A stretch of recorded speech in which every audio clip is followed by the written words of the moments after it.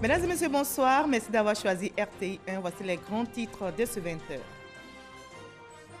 La Côte d'Ivoire continue la bataille contre le Covid-19. Le ministère de la Santé, en première ligne dans la lutte, vient de faire le point de la situation. Ce samedi, on dénombre 59 nouveaux cas, portant à 801 le nombre de personnes contaminées, 239 patients guéris au total. La déclaration du ministère de la Santé dans ce journal. La limitation des déplacements non essentiels fait partie des mesures arrêtées pour freiner la propagation du coronavirus, une mesure qui s'est imposée dans les habitudes des Ivoiriens. Ils ne se déplacent que quand ils ont des urgences. Les grands gagnants sont le téléphone et Internet trouvés comme solution pour communiquer. L'armée ivoirienne est aussi au front dans cette crise sanitaire. Des stratégies sont arrêtées pour barrer la route à la pandémie. L'état-major général des armées mobilise les moyens humains et matériels. L'armée de l'air, la marine nationale sont engagées. Des dispositions ont été prises au niveau des frontières.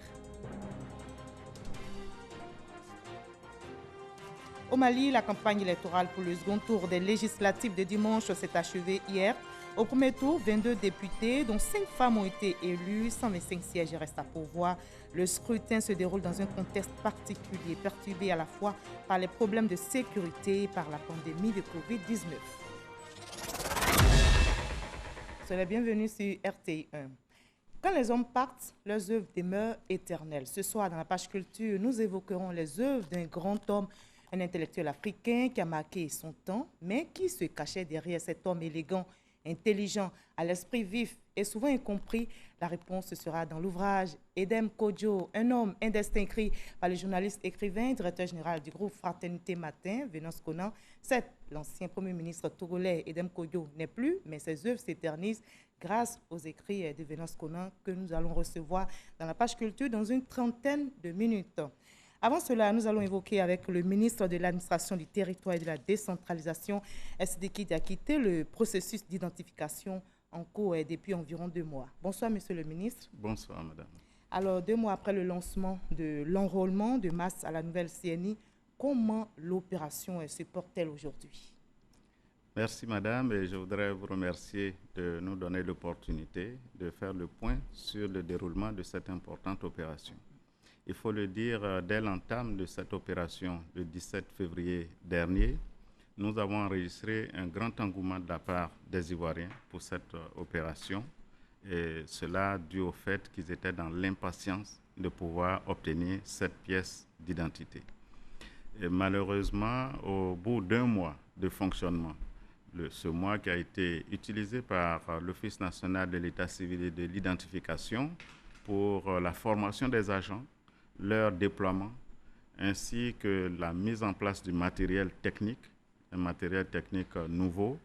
Et au bout de ce mois, malheureusement, l'ONESI, qui avait commencé déjà à atteindre son rythme de croisière, a été freiné dans ses activités parce que nous avons enregistré le premier cas à coronavirus en Côte d'Ivoire et l'État ivoirien a dû prendre des mesures restrictives, des mesures barrières. Cela a entraîné une baisse de l'affluence dans les lieux d'enrôlement et a eu une influence également sur le nombre de personnes enrôlées. Cependant, l'ONESI aujourd'hui a pris toutes les dispositions nécessaires pour que les objectifs fixés soient atteints. Toutes les dispositions sont prises pour un fort déploiement à l'intérieur du pays et après avoir réduit le nombre de centres d'enrôlement, aujourd'hui, nous sommes en montée en puissance de ce centre d'enrôlement avec 1200 kits fixes déjà mobilisés au niveau donc de l'intérieur du pays, près de 500 kits également mobiles déployés au niveau de l'intérieur du pays et avec environ 2000 autres kits en attente de déploiement. Alors, est-ce que dans ce contexte de pandémie, dites-nous, faut-il poursuivre l'opération? Absolument, madame. Il faut poursuivre cette opération. Vous le savez, l'État fait obligation à chaque Ivoirien qui atteint la majorité, donc de pouvoir disposer d'une carte nationale d'identité. Et l'État même a obligation de permettre aux citoyens justement de remplir cette obligation. Et nous le savons, depuis la pandémie, depuis qu'il y a eu cette restriction dans les déplacements de population, ces populations n'ont pas arrêté de fréquenter les centres d'enrôlement. Elles continuent de venir demander les cartes nationales d'identité et l'État a obligation de leur donner satisfaction. Et les activités de la vie publique ne se sont pas non plus arrêtées. Toutes les administrations publiques et privées demeurent en activité et les citoyens ont besoin de la carte nationale d'identité pour agir au quotidien, n'est-ce pas, de leur vie. Alors, dites-nous, quelles sont les mesures prises pour éviter justement que les centres d'enrôlement ne deviennent pas des centres de contamination, cette crise sanitaire? Justement, ce qui incombe à l'État, c'est de faire en sorte que le citoyen soit protégé. Celui qui vient demander donc sa carte nationale d'identité soit protégé au plan sanitaire. Que l'agent qui a en charge de procéder à l'établissement de cette carte nationale d'identité soit également protégé. Et à ce niveau, l'État a pris toutes les dispositions sanitaires nécessaires pour protéger ces différentes entités en mettant en place toutes les mesures barrières, notamment les mesures de distanciation, les mesures de respect du nombre de personnes à être présents sur les différents sites, la mesure de lavage régulier des mains au savon ou au gel hydroalcoolique, le nettoyage de toutes les surfaces de contact, la désinfection de toutes les surfaces de contact des différents appareils avant et après le passage de chaque pétitionnaire. Et j'insiste sur cet aspect parce que nos agents mettent un point d'honneur à respecter ces mesures barrières pour éviter que les différents pétitionnaires ne soient des vecteurs de contamination. Toutes les dispositions sont donc prises pour protéger tous les pétitionnaires et les agents en charge de l'établissement des cartes nationales d'identité. Monsieur le ministre, dites-nous, quelle est la différence entre l'opération de révision de la liste électorale et l'opération d'enrôlement à la carte nationale d'identité? Il faut inviter en tout cas nos concitoyens à éviter l'amalgame. La révision de la liste électorale relève de la compétence de la commission électorale indépendante. C'est une opération dont elle va décider du lancement qui n'a pas encore démarré. Par contre, l'établissement des cartes nationales d'identité est de la compétence du gouvernement. Elle est conduite par l'Office national de l'état civil et de l'identification. Et cette opération qui a démarré depuis le 17 février était déjà en préparation depuis 2 ans. Après son démarrage en février, elle ne s'arrêtera plus. C'est une opération qui est permanente. Il faut donc la dissocier totalement de l'enrôlement pour la révision de la liste électorale. Ici, nous sommes dans l'identification des populations, qui est une obligation de l'État vis-à-vis de ses citoyens. Merci. La différence est nette et très claire. Merci, monsieur le ministre. Monsieur Sidiki, le ministre Sidiki Diakité, je rappelle que vous êtes le ministre de l'administration du territoire et de la décentralisation. Merci d'avoir été avec nous sur ce plateau. Merci, madame. La Côte d'Ivoire garde l'espoir dans cette lutte contre le Covid-19 et la sensibilisation contenue dans ce journal.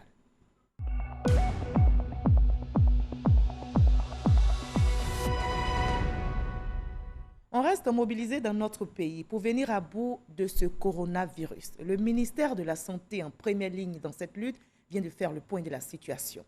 Ce samedi, on dénombre 59 nouveaux cas, portant à 801 le nombre de personnes contaminées et 239 patients guéris au total. Je vous propose d'écouter le directeur général de la Santé, professeur Mamadou Samba, au micro de notre reporter Moussa Konaté.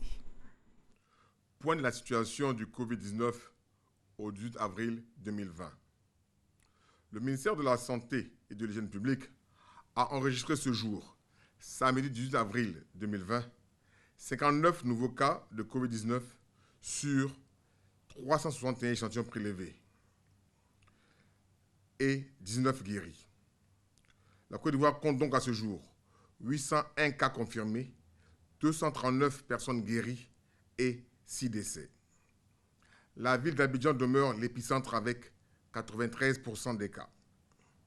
Face à l'évolution croissante du nombre de cas, le ministère de la Santé et de l'Hygiène publique mène régulièrement de nombreuses actions afin de lutter efficacement contre la pandémie.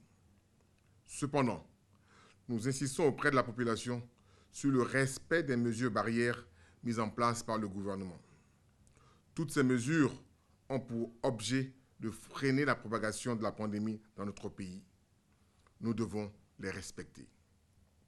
Aussi, est-il important de réduire les déplacements non essentiels le plus possible et de porter un masque lors de nos sorties. Le ministère de la Santé et de l'Hygiène publique tient à saluer les efforts des Ivoiriens, qui font de plus en plus d'efforts pour le respect des mesures barrières mises en place par le gouvernement. Le Covid-19 est une maladie très contagieuse qui peut entraîner des complications chez les personnes fragiles, notamment les personnes âgées et celles souffrant de maladies chroniques. Le ministère de la Santé et de l'Hygiène publique félicite tous les acteurs du système de santé pour l'engagement dont ils font preuve dans le cadre de la lutte contre cette pandémie.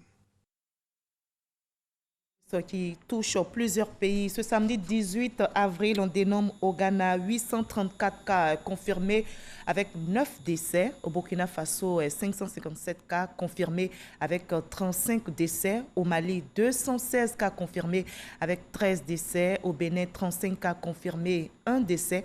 En Guinée, 518 cas confirmés avec 3 décès. L'Afrique compte au total 21 617 cas confirmés. L'Europe, 1 20 194 cas confirmés. L'Amérique du Nord, 781 783 cas confirmés. Et dans le monde, ce samedi 18 avril, on dénombre au total 2 293 664 cas confirmés et 157 400 décès. La bataille continue en Côte d'Ivoire. La ministre de la Femme, de la Famille et de l'Enfant déploie un plan d'urgence pour soutenir et protéger les femmes, les personnes en situation de handicap et les enfants en cette crise sanitaire. Mais à quoi consiste au juste ce plan? La ministre Bakayoko Liramata a fait un exposé aujourd'hui au point presse journalier du gouvernement. Par ailleurs, la police nationale invite les personnes témoins de cas de violence à dénoncer les auteurs. Gabriel Zani. 61 décès pour cause naturelle, 801 interpellations pour non-respect du couvre-feu. Voilà le point sécuritaire au 26e jour de l'instauration de l'état d'urgence. Hormis les décès et les assistances, le nombre d'interpellations du non-respect du couvre-feu est expressif. Les habitudes ont visiblement la peau dure, même en période de crise sanitaire qui demande un maximum de retenue. Autre point sécuritaire, 374 assistances, y compris les violences domestiques, en croissance ces derniers jours. Pour toutes ces violences basées sur le genre, hommes, femmes et enfants battus, le porte-parole de la police invite les témoins à dénoncer les coupables. La police nationale, voire les FDS, en général, tiennent à rassurer les populations que ces actes d'illégalité manifestes sont prévus et punis par le Code pénal ivoirien.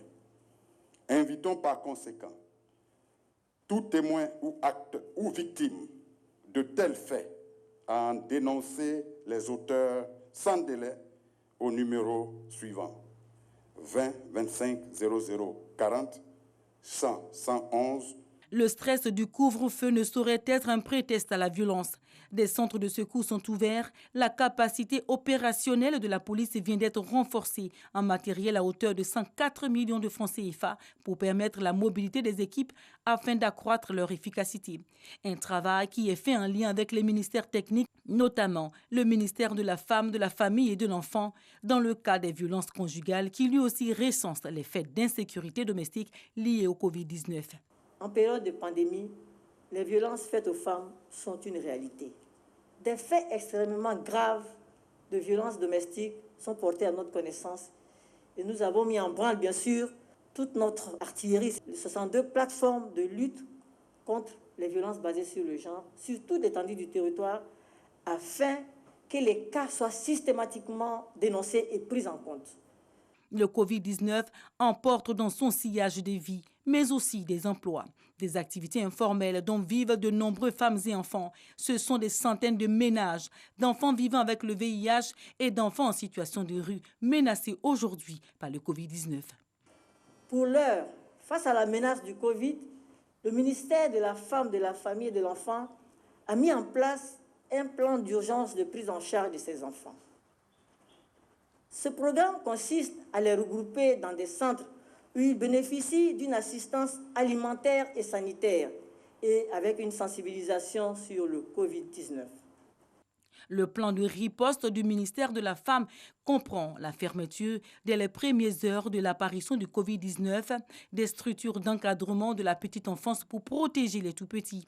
Une approche innovante avec la formation en ligne des professionnels de la petite enfance. 250 personnes sont déjà formées et bientôt mises en mission pour sensibiliser les familles sur les mesures barrières. Des mesures que ne cesse d'expliquer ici la conseillère technique du ministre de la Santé et de l'Hygiène publique. Depuis un certain temps, nous assistons à un accroissement du nombre de cas positifs au Covid-19.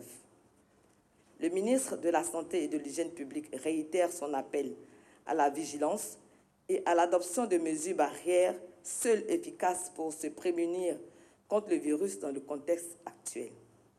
Pour Edith Clarisse Kouassi, le nombre de cas croissants d'infection Covid-19 révèle qu'il y a urgence à dépister les populations. Le nombre de cas continue d'augmenter, traduisant le fait que nous soyons toujours dans la phase d'ascension de la pandémie dans notre pays et qu'il faille persister dans la lutte par la mise en œuvre des recommandations du gouvernement et en particulier par la forte adhésion aux mesures barrières. Plus on dépiste, plus on a la possibilité de détecter les cas positifs si la circulation du virus est active.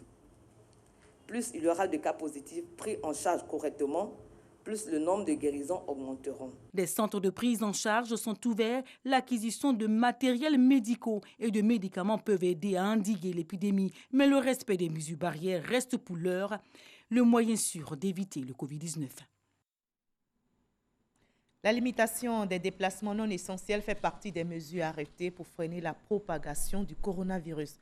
Une mesure qui s'est imposée dans les habitudes des Ivoiriens. Ils ne se déplacent que quand ils ont des urgences. Les grands gagnants sont le téléphone et Internet, trouvés comme solution pour communiquer. Grâce Kando nous en dit plus.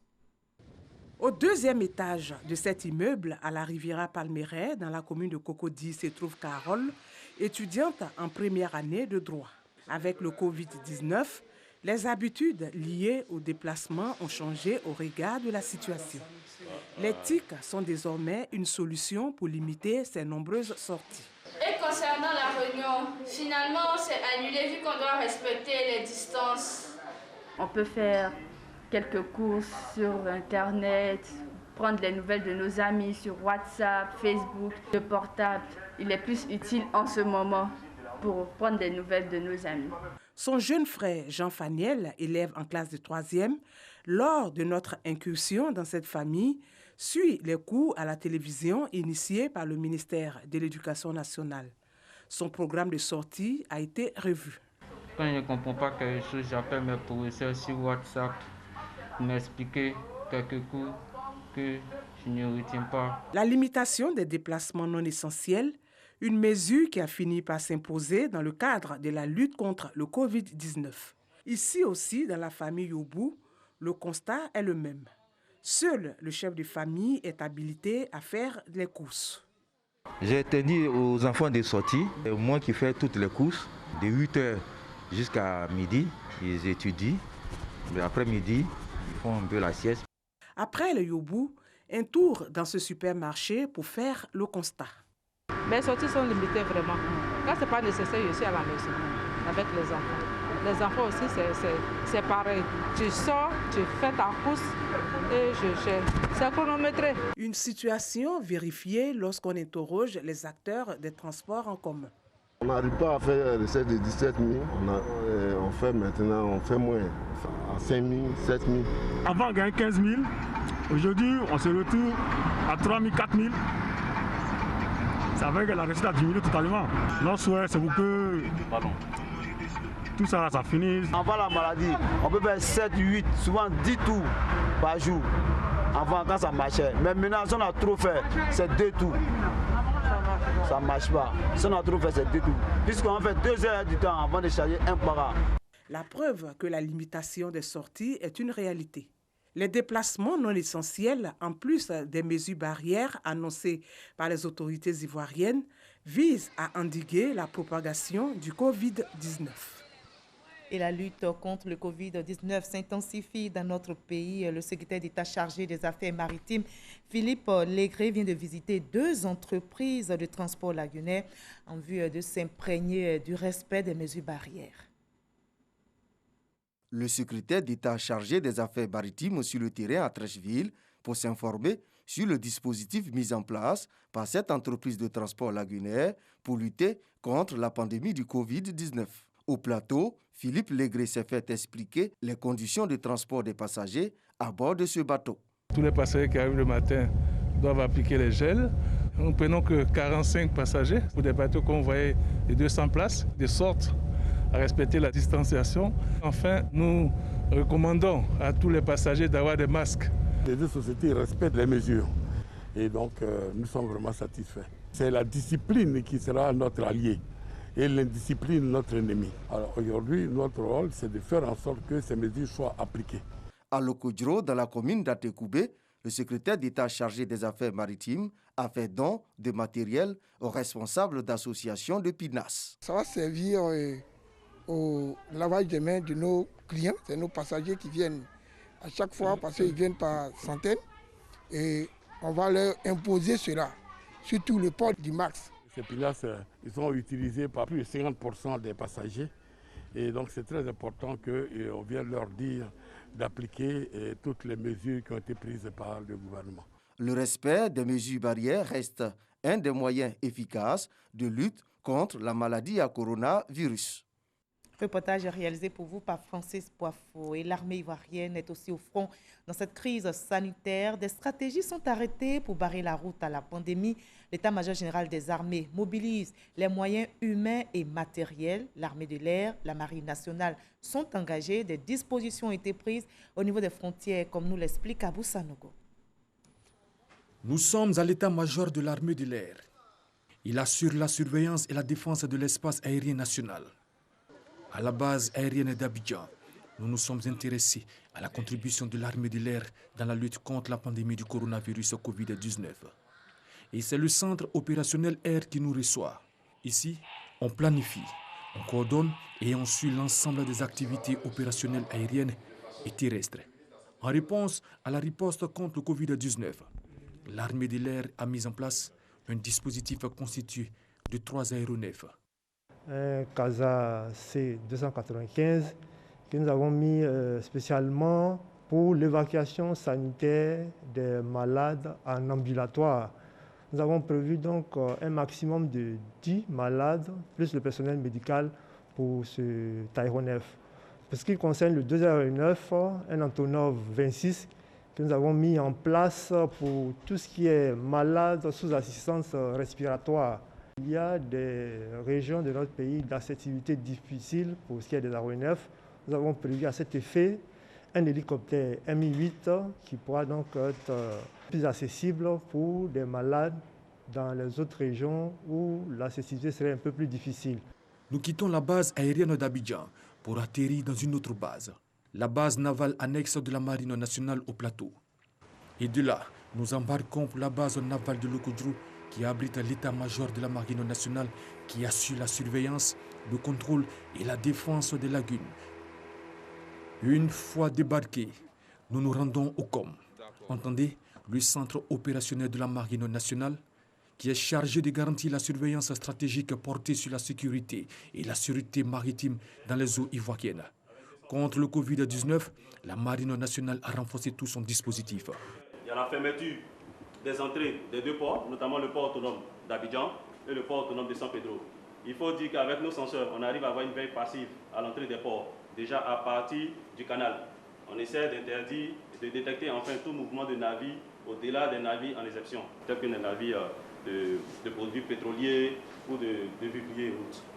Le chef d'état-major de la Marine nationale, le contre-amiral Nguessan Kwame Célestin, nous parle ici des opérations menées par ces hommes dans le cadre de la lutte contre le coronavirus.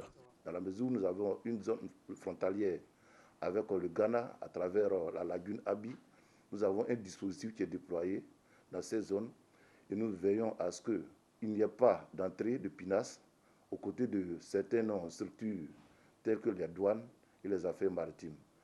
Dans la zone ouest, c'est-à-dire du côté de la lagune Ébrié, nous avons un dispositif au niveau de Jacquesville qui permet d'éviter le contournement du corridor qui est mis au niveau de Dabou pour éviter que certains empruntent la voie d'eau lagunaire pour essayer de contourner ce corridor et aller prendre soin des véhicules au niveau des Grands Laos. Après la Marine nationale, nous mettons le cap sur la frontière avec le Libéria. Les forces armées ivoiriennes sont déterminées à faire barrage au nouveau coronavirus en mettant à exécution les mesures du gouvernement de fermer les frontières terrestres. Nous continuons de tenir fermement nos positions sur les frontières, notamment au nord, face à la menace terroriste. Et nous menons en ce moment une vaste opération de ratissage dans la zone de Tabou, à la frontière avec le Libéria, au regard des derniers événements qui y sont survenus. Mais derrière, face à la pandémie et sous l'impulsion du ministre d'État, ministre de la Défense, nous mobilisons toutes nos capacités de soutien, toutes nos capacités de secours aux populations. L'armée ivoirienne dans la lutte contre le coronavirus Covid-19 va jouer pleinement sa partition. Je vous invite maintenant à faire un tour au marché de gros de Boaké qui a enregistré plus de 270 000 tonnes de vivriers traités en 2019 et un chiffre d'affaires d'environ 200 milliards de francs CFA pour les opérateurs économiques. Mais question, comment se porte ce marché en cette période de coronavirus? Pourrait-il faire face aux besoins des populations? Élément de réponse avec Adès Rodogo. Le marché de gros de Boaké, deuxième ville du pays, situé au centre de la Côte d'Ivoire. 28 hectares, plus de 400 magasins.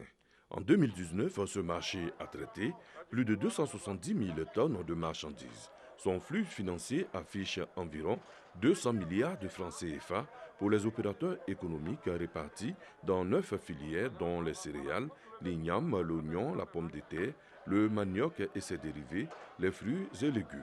Il appartient à l'État de Côte d'Ivoire. Le marché de gros de Boaké s'impose comme numéro 1 dans l'espace UEMOA. De par ces échanges, il s'étaille ainsi la part du lion dans la sous-région. Le coronavirus, la bête noire du monde entier, qui a réussi à fragiliser l'économie mondiale, n'épargne pas la Côte d'Ivoire. Question: comment se comporte le marché de gros en cette période de Covid-19? Le marché de gros a une expérience dans la gestion des crises. Vous savez que le marché est situé à Boaké, qui a connu 10 ans de crise. Donc le marché a eu à gérer ces genres de crises et il approvisionnait l'ensemble de la sous-région pendant ces crises-là. Donc nous avons une expérience dans la gestion de ces crises et dans ce contexte particulier, le Covid-19, nous avons mis en place un dispositif avec nos commerçants pour nous assurer de l'approvisionnement régulier du marché et de la distribution sur le marché urbain afin de satisfaire les besoins alimentaires de nos concitoyens. Au marché de gros de Boaké arrivent aux pâtes des vivriers vers les marchés secondaires de Côte d'Ivoire, mais également vers le Mali, le Burkina Faso, le Niger, le Libéria, le Sénégal, le Ghana, la Sierra Leone et la Guinée-Conakry. Les jours sont comptés pour le top départ du jeûne du Ramadan. Côté céréales, y aura-t-il suffisamment de provisions? Au mois de Ramadan, là, on est prêt à ravitailler tous les musulmans de Côte d'Ivoire. On n'aura pas de pénurie. Il y en a beaucoup, mais au marché de gros. Le marché de gros est prêt pour ça. On a des milles, on a des maïs, même piment, on fait tout. Que disent les tenants de la filière igname? Sur le marché, les ignames sont disponibles. Chaque jour, nous enregistrons des arrivages à hauteur de 10 camions. Qu'en est-il de l'approvisionnement en pommes de terre et en oignons? Actuellement même, on peut dire que c'est la période d'abondance en oignons. L'oignon qui vient du Burkina, qui vient du Niger, et donc également la pomme de terre, celle qui vient du Mali, celle qui vient de la Hollande. On a tout ça sur le marché. En cette période de Covid-19, quelles sont les difficultés rencontrées par les commerçants du marché de gros de Boaké? Les grands consommateurs d'oignons, les restaurants et ceux qui commercialisent, ceux qui font à manger, c'est eux qui ne peuvent pas travailler.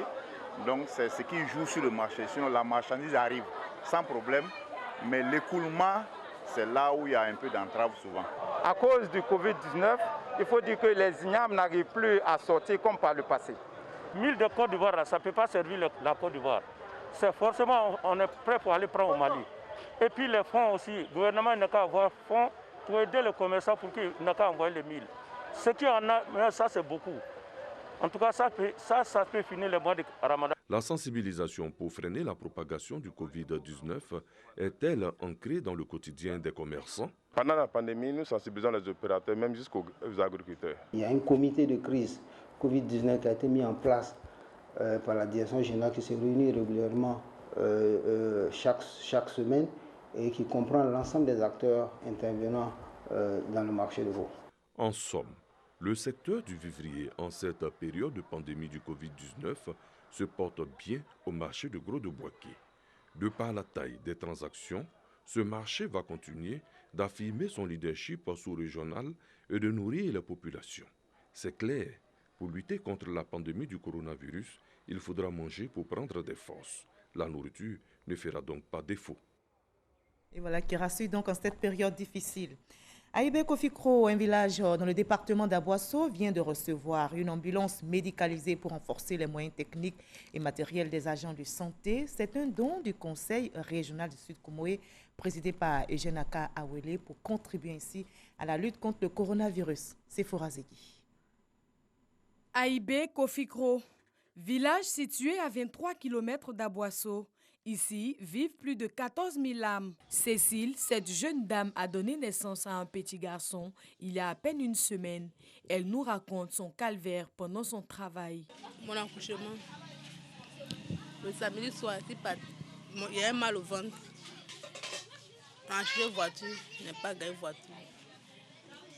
On a pris moto pour aller à Samo, on partait à Bassam. Arrivé à Bassam, il y a un coucher dimanche à 8h. Dans ce village, l'on peine à avoir un véhicule en cas d'urgence sanitaire. Les 2 ambulances qui servent au transport des malades issus des 10 campements de Aïbé Kofikro ne peuvent pas être partout à la fois. Les maisons sont éloignées. Quand on n'a pas de portable, on n'arrive pas à joindre les gens de l'hôpital quand nous sommes malades. Une dame qui devait accoucher et qui avait fait un premier accouchement par césarienne.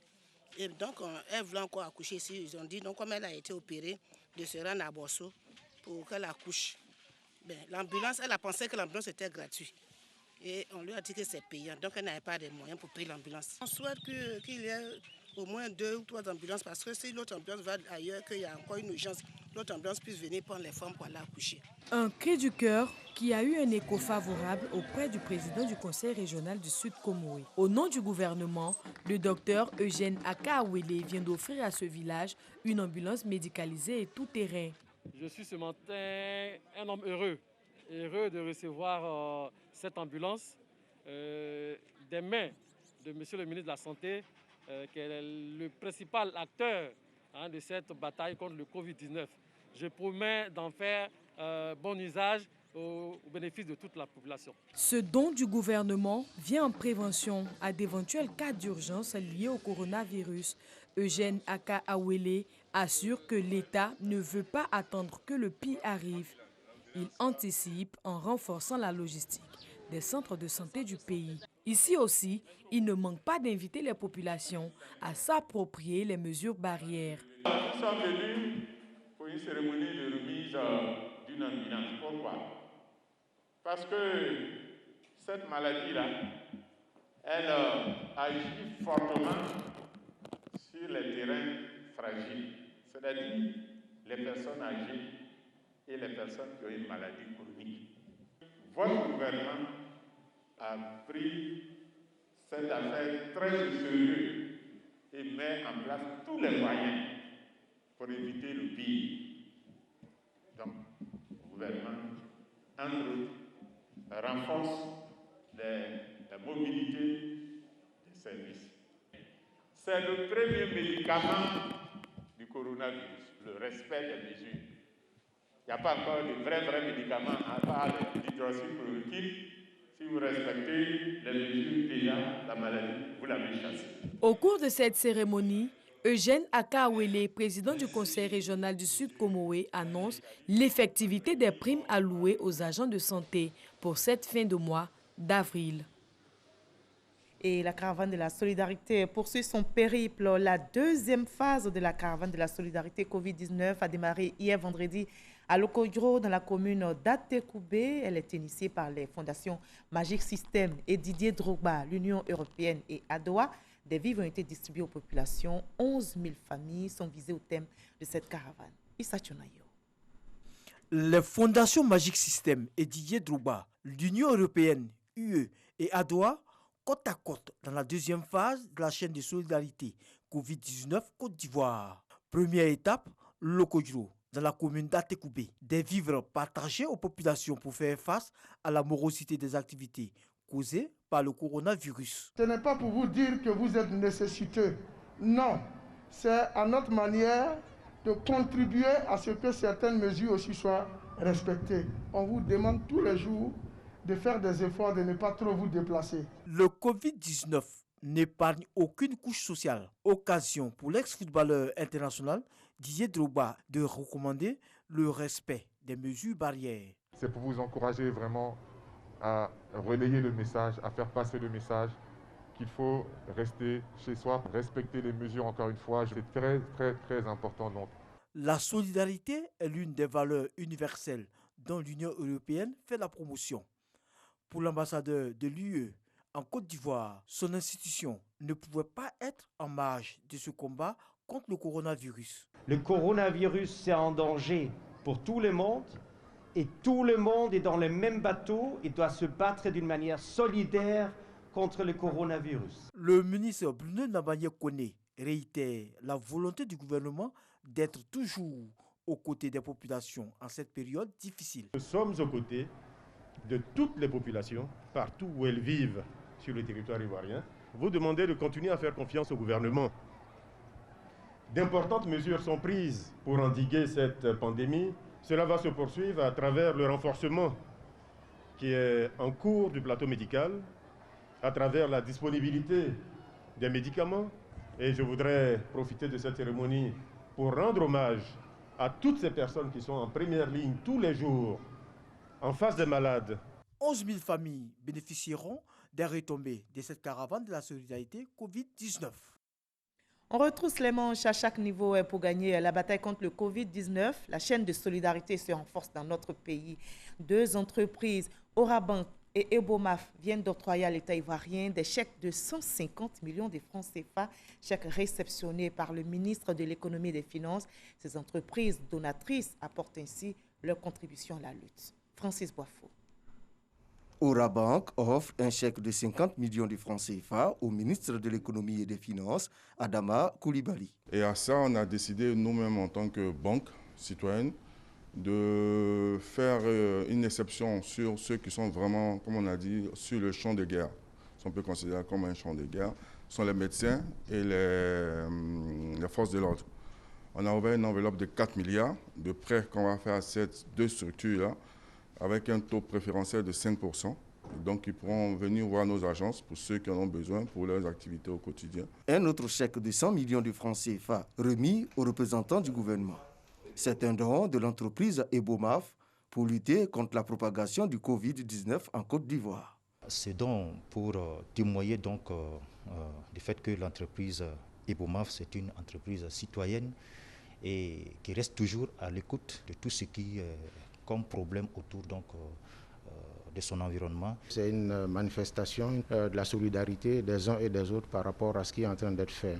Donc je voudrais encore une fois inviter vraiment les populations à respecter les mesures qui ont été annoncées. Le ministre Adama Koulibaly traduit la gratitude du gouvernement à tous ceux qui contribuent au renforcement du mécanisme de riposte contre la maladie à coronavirus. Le district autonome d'Abidjan est aussi au front pour venir à bout de cette crise sanitaire qui frappe le monde. Les 13 communes de la ville d'Abidjan viennent de recevoir des kits d'hygiène et des cache-nez en vue de renforcer leurs capacités dans la lutte contre le Covid-19. Ces dons du district d'Abidjan sont estimés à plus de 39 millions de francs CFA. Walter Amadou Ouattara. Trècheville, Canal au Bois. Les 13 communes d'Abidjan sont représentées pour bénéficier d'appui dans le cadre de la lutte contre la maladie à coronavirus Covid-19. Un soutien du district autonome d'Abidjan qui se résume essentiellement en équipement de prévention, à savoir des seaux à robinet, des cartons de savon liquide, des bouteilles de détergent et des cache-nez d'un coût global de plus de 39 millions de francs CFA. À travers ces dons, le gouverneur Robert Begré-Mambé réaffirme l'engagement dans la lutte contre le Covid-19 de l'institution qu'il dirige. À cette cérémonie symbolique, je n'ai pu que nous encourager tous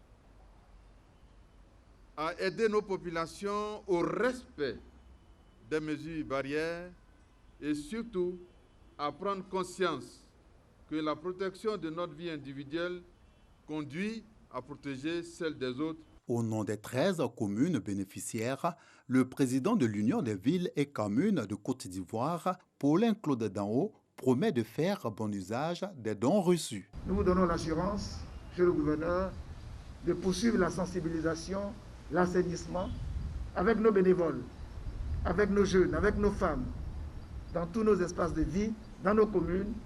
Nous poursuivrons avec force, vigueur et abnégation notre mission. 2600 seaux à robinet, 9360 pots de savon liquide, 104 cartons de bouteilles de détergent à 12 degrés et 6500 cache-nez sont ainsi offerts par le district autonome d'Abidjan. Ailleurs au Mali, la campagne électorale pour le second tour des législatives de dimanche s'est officiellement achevée ce vendredi à minuit. Dans le premier tour, 22 députés, dont 5 femmes ont été élus. Il reste 125 sièges à pourvoir. Le scrutin se déroule dans un contexte particulier, perturbé à la fois par les problèmes de sécurité et par la pandémie de Covid-19. La campagne pour le premier tour était timide, celle du second tour sur le terrain l'était également. Nous sommes samedi, place à l'instant culture de ce 20h.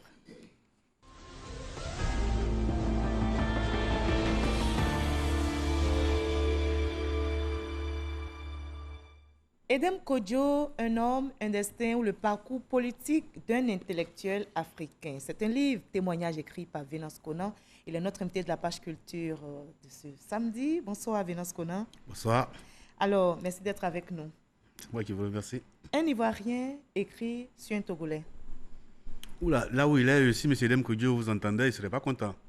Il ne serait pas content qu'on les réduise. Il serait content parce que c'est une curiosité. Je voulais oui, mais je veux dire... Je voulais savoir. C'est d'abord un grand panafricaniste, donc il ne serait pas content qu'on le réduise à son Togo natal et qu'on me réduise à ma Côte d'Ivoire natale. Et il serait content parce que ça vous donne l'opportunité d'expliquer aussi qu'il est un grand intellectuel, un grand technocrate. Moi, je me définis comme écrivain africain. Lui, c'était un brillant intellectuel africain. J'ai eu la chance de le rencontrer et j'ai eu l'honneur d'écrire ce livre sur lui. D'accord. Alors, d'où est parti ce coup de foudre intellectuel pour Edem Kodjo? Comme je vous l'ai dit, c'est un grand intellectuel que nous connaissions de réputation. Quand j'étais étudiant en France, il venait de sortir son livre « Et demain l'Afrique ». C'était un peu notre bréviaire, hein, dans nos débats d'étudiants, on en parlait. Et puis, j'ai eu à me faire dédicacer le livre. Et quand je suis devenu journaliste, en 2003, j'ai croisé son chemin. Il était candidat à la présidence de son pays. Et moi, j'étais journaliste, je l'ai interviewé. Il se trouvait que mon premier livre venait de sortir, mon premier roman, et il avait aimé. Donc, il y a eu cette rencontre-là. Et puis, il y a eu cette complicité intellectuelle qui est née entre nous. Il s'est éteint malheureusement le 11 avril dernier en période pascale. C'est une grosse perte pour l'Afrique. Alors, est-ce que vous en savez quelque chose sur son décès? De quoi est-il décédé? Il avait eu un AVC il y a déjà plusieurs mois. Je ne sais pas si c'est directement de ça ou comme il est mort en France, je ne sais pas si ça a un lien avec la nouvelle maladie là, mais j'en sais rien. Je sais qu'il avait eu un AVC. C'est ce que je sais. Alors, son parcours politique et professionnel, ses idées, ses convictions et sa vision du rôle de l'Afrique dans le monde, vous en parlez dans votre ouvrage Edem Kodjo, un homme, un destin. Le livre a été bien résumé par un autre confrère, Franco Adio. On va suivre ensemble et on en reparle sur ce plateau. Homme illustre, homme de devoir, travailleur acharné au service du continent. Les superlatifs n'ont pas manqué. À l'annonce du décès le 11 avril dernier d'Edem Kodjo, homme politique togolais, un homme dont la rencontre avec l'une des plus belles plumes ivoiriennes a donné naissance en 2012 à cet outil exploratoire sur la vie, l'œuvre et les pensées d'Edem Kodjo. Un homme, un destin, un ouvrage portrait, bref, une œuvre biographique retraçant les péripéties de la vie d'Edouard Kodjofi Kodjo ou encore Edem Kodjo. Né le 23 mai 1938 à Sodoké, centre du Togo. Mais qu'est-ce qui a pu pousser le journaliste à s'accommoder de la compagnie d'un homme politique, fut-il d'un État voisin, Une alchimie intellectuelle qui aura germé au fil des rencontres, dira l'auteur. Sékou Edem Kodjo, 2 fois Premier ministre du Togo entre 1994 et 2005, a servi les Eyadema, père et fils. C'est un homme politique particulier, une sorte d'oiseau lyre qui avait su se mettre au service de l'histoire. Un travailleur des réseaux, mais aussi un opposant tenace. Il était caractérisé par cette ambivalence d'homme politique et d'homme de terrain, ce qui le rendait difficilement cernable. L'œuvre Edem Kodjo, un homme, un destin, préfacé par le secrétaire général de la francophonie, le Sénégalais Abdou Diouf, est déclinée en 4 parties de 275 pages. Edem, l'amateur d'art et le sportif, Edem, l'opposant, Edem et l'Afrique, puis Edem et le pouvoir Eyadema.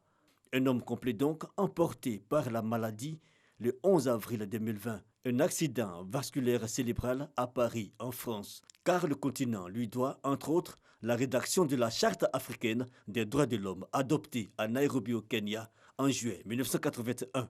Venance Konan, journaliste, écrivain, ouvre donc une brèche sur la vie de l'ancien secrétaire général émérite de l'Organisation de l'Unité africaine OUA. L'ouvrage a été distingué Grand Prix littéraire d'Afrique noire, justement en 2012. Venance Konan, quand vous parlez d'Edem Kodjo, secrétaire général de l'OUA, devenu UA aujourd'hui, et son parcours de politicien, on sait qu'il a été 2 fois Premier ministre au Togo. Dites-nous pourquoi ce grand homme aussi brillant, intelligent, n'a-t-il pas pu briguer la magistrature suprême dans son pays? Il a brigué, mais sauf qu'il n'a pas eu. Il a été candidat en 2003, justement. Et une première fois, lorsque le multipartisme est arrivé, il avait été choisi comme le candidat de l'opposition. Mais au dernier moment, l'opposition a boycotté l'élection. Et M. Eyadema est passé. Et c'est lorsque, presque à la fin de la vie de M. Eyadema, qui s'est porté candidat, et il a eu un score totalement ridicule. Il avait eu 0,96% de voix. C'est la seule fois où il a été candidat et il n'a pas pu. Il faut dire que l'histoire du Togo était telle que c'était polarisé autour de 2 personnes, entre M. Eyadema et M. Gilchrist Olympio, le fils du premier président qui avait été assassiné. Où on était pour Gilchrist, où on était pour Eyadema, mais au milieu, il n'y a pas eu de la place pour Edem Kodjo. Et bon, quelqu'un a dit... Qui pourtant était Premier ministre d'Eyadema. Il a été Premier ministre, mais il restait la dernière étape qui était la présidence de la République. Et quelqu'un a dit qu'Edem Kodjo, son défaut, c'est qu'il était comme l'albatros. Il avait des grandes ailes, il planait, mais lorsqu'il était à terre, à la limite, je dirais que le Togo était trop petit pour lui. Voilà, pour résumer. Il était trop grand pour un petit Togo. Voilà, c'était vraiment un grand homme. Et vous êtes d'accord avec cette opposition, cette assertion? C'est ce que certaines personnes disent de lui. Mais vous qui l'avez côtoyé, vous je ne veux pas dire que je le connais essayé quand même. C'est vrai que c'était un grand homme. Oui. C'est vrai que c'était un brillant intellectuel. Et est-ce qu'on peut dire qu'un pays est trop petit pour un homme? Je ne le dirais pas. C'est une image que quelqu'un, c'est Kofigo qui a employé cette image-là. C'est vrai que c'est vraiment un immense intellectuel, mais le Togo est un pays respectable comme tout autre, mais sauf qu'il n'a pas pu se faire une place là-bas. D'accord. Alors on voit que pour ce livre portrait, vous avez recueilli justement des témoignages auprès des opposants à Edem Kodjo. Expliquez-nous pourquoi une telle démarche et comment ont-ils jugé sa carrière politique? D'abord, pour ma crédibilité, il fallait que j'aille voir des personnes qui ne l'aimaient pas spécialement. Si je m'en tenais uniquement à ce que lui m'avait dit. On aimerait voir juste les côtés positifs. Oui, mais je voulais quand même que ce soit équilibré. Donc, je l'ai écouté. Mais j'ai écouté aussi ceux qui n'étaient pas forcément de ses amis. Et donc, ça m'a permis de faire un portrait équilibré. Et qu'est-ce qu'ils ont dit? Il y a toutes les opinions. Il y a ceux qui ne l'aiment pas. Il y a ceux qui le jugent. Il y avait beaucoup plus de mesures, d'équilibre. Globalement, c'est un monsieur qui laisse personne indifférent. Mais le fait qu'il ait accepté d'être Premier ministre d'Eyadema dans des conditions assez particulières, et ensuite, ça fait que son fils aussi. Une bonne partie de l'opposition était très braquée contre lui.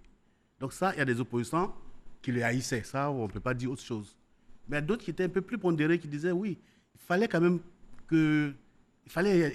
Edem Kodjo pour être l'homme de jonction à ce moment précis-là. Et lorsque le fils, M. Faure Eyadema, l'actuel président, est arrivé, Faure Gnassingbé plutôt, là aussi, il a fallu un homme de consensus comme Edem Kodjo pour faire cette transition-là.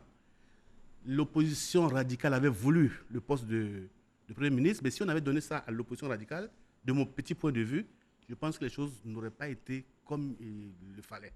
Il fallait quelqu'un de pondéré, un homme de consensus, comme un homme de compromis, comme M. Edem Kodjo, pour occuper ce poste-là.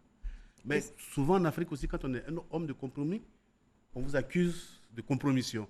Et c'est le reproche qu'on lui a fait. D'accord. Alors, Edem Koyo, brillant intellectuel, grand technocrate, a dit aussi dans votre ouvrage que l'homme, vous le dites, a toujours un défaut, quel que soit son parcours. Alors, lui, qu'est-ce qu'il se reprochait dans la marche du Togo et du monde? Je ne sais pas si lui se reprochait quelque chose, mais ce que ses adversaires lui reprochaient, c'est d'avoir été trop conciliant avec M. Eyadema. En acceptant d'être Premier ministre d'Eyadema, il avait eu 8 députés, et avec le nombre de députés, soit il allait du côté de l'opposition, et l'opposition avait la primature, ou il allait du côté d'Eyadema. Il a choisi d'aller du côté d'Eyadema. C'était une longue démarche, et il a expliqué dans le livre pourquoi il a choisi Eyadema. Mais l'opposition ne lui a pas donné ça. D'accord. Aujourd'hui, on lui reproche ça. Et ensuite, le fait d'avoir accepté d'être le Premier ministre du fils, ça aussi, une bonne partie de l'opposition le lui reproche. Lui, il ne se le reproche pas. Il a ses explications. Il n'a pas de regrets? Des regrets, tout le monde en a. Il y a le fait qu'il n'a pas pu être président. Parce que évoquer une telle phrase en disant dans le parcours d'un homme, il y a toujours un défaut. Oui, quel que soit son parcours. C'est ce que moi je vous dis là, ce que les Togolais de façon générale lui reprochent. Maintenant, lui, en tant qu'homme, bien sûr, il a des regrets. Et le plus grand regret, c'est d'avoir pas pu réaliser le dessein qu'il a souhaité avoir. Il a voulu être président de son pays, il avait une vision pour son pays, mais les circonstances de son pays ont été telles qu'il n'a pas pu. Il Voilà. était, Il a eu des regrets. Il était un homme de lettres, un homme politique, mais aussi un fervent chrétien. Oui, il était très chrétien. C'est un pan de sa vie. Oui, il est né chrétien, son père était très chrétien, il a grandi dans ça, et sa foi n'a jamais quitté. Il était aussi sportif. Un sportif, un amateur d'art, c'était un grand collectionneur de tableaux, amateur de musique, c'était un grand ami d'Alpha Blondy. Il dit qu'un jour il a rencontré Alpha Blondy dans l'avion, et ils se sont tombés dans les bras l'un de l'autre, ils s'admiraient mutuellement. Il aimait, il était écrivain, il a écrit un roman, au commencement il était Le Glaive. Ben, c'était un homme multidimensionnel, franchement. Sa vision de l'Afrique, l'idée d'une unité africaine, il en elle est rêvait, spécifique. il en rêvait, c'était un vrai panafricaniste. C'est pour ça que je dis, quand on le réduit au simple Togo, non, mais moi, je demandais, vous êtes ivoirien, vous décidez d'écrire, je sais bien. Il y a plein d'intellectuels. Mais sa vision allait vraiment au-delà de son pays. Il avait une vision panafricaniste, il rêvait d'une unité de l'Afrique, il rêvait d'une Afrique qui compterait dans le Conseil des Nations. Et quand il a écrit son livre « Et demain l'Afrique », ben la conclusion c'est oui, demain l'Afrique comptera, à condition bien sûr qu'on réalise un certain nombre de choses, qu'on se mette au travail, que, voilà, dans le livre il explique toutes les conditions qu'il faut pour que demain cette Afrique-là brille de mille feux. Est-elle utopique ou réalisable cette idée Ah non, elle est réalisable. Non. Il faut d'abord les utopies pour qu'on avance. Mais c'est une utopie qui est totalement réalisable. L'Afrique n'est pas condamnée. Moi, je ne crois absolument pas du tout qu'il y ait un fatalisme qui condamne l'Afrique à être ce qu'elle est. Non, nous traversons une période difficile, mais l'Afrique a brillé. Je l'avais déjà écrit dans un de mes précédents livres. L'Afrique a brillé et l'Afrique brillera demain si nous, Africains, le veut. Le jour où on choisira de prendre notre destin en main et d'être nous-mêmes, on avancera. Alors, Edem Koyo s'en est allé, la grande faucheuse, malheureusement, l'a emporté, comme bien d'autres. Et l'actualité, vous le savez, est dominée par le Covid-19 qui fait des dégâts dans le monde. La Côte d'Ivoire compte des victimes. Vous êtes journaliste, alors directeur général d'un groupe de presse Fraternité Matin. Dites-nous comment cette situation vous interpelle en tant que journaliste. D'abord, en tant qu'humain, ça m'interpelle de voir qu'aujourd'hui, il y a quelque chose qui m'a frappé quand je vois que deux grands porte-avions, celui de la France, le Charles de Gaulle, et celui des États-Unis, c'est-à-dire les deux plus gros navires qui sont bloqués par un minuscule virus qu'on ne voit même pas. Ça nous interpelle quelque part sur le plan spirituel même. Donc oui, nous traversons une période difficile. Notre pays traverse une période difficile. C'est à nous maintenant d'être disciplinés. C'est à nous de respecter un minimum de mesures. On pense que c'est difficile, mais tant qu'on ne fait pas ce petit effort-là sur nous-mêmes, mettre les masques, garder la distance, se laver les mains, c'est des choses très simples. Si on ne veut pas le faire, on risque d'aller vers une catastrophe. Aujourd'hui, nous sommes, je crois, à 8 morts ou quelque chose comme ça. Mais en France, tous les jours, c'est des centaines de morts. Aux États-Unis, c'est des centaines de morts. Il faut qu'on regarde ça pour dire, faisons tout pour ne pas arriver là. Il faut donc respecter les mesures barrières. Il faut respecter les mesures. À Fraternité Matin, nous avons pris des Et vous avez même fait un édito là-dessus. Tout à fait, j'en fais régulièrement. Je continuerai pour attirer l'attention de mes compatriotes sur ce fait-là. Nous devons avancer, nous devons rester en vie. Merci Vénus Konan d'avoir répondu à nos questions. Merci de votre contribution à la lutte. Et nous, on n'arrête pas d'observer les mesures barrières pour nous protéger et protéger les autres. Je rappelle donc ce point du 18 avril 2020 en ce qui concerne la situation sanitaire dans notre pays. On dénombre 59 nouveaux cas enregistrés, portant à 801 le nombre de cas confirmés. En Côte d'Ivoire, nombre de personnes guéries ce jour, 19 personnes, soit un total de 239 personnes guéries. Et selon un dernier décompte, 2 décès ce jour, portant à 8 le nombre de décès. Prenez soin de vous. Bonne santé à toutes et à tous. À demain 20h.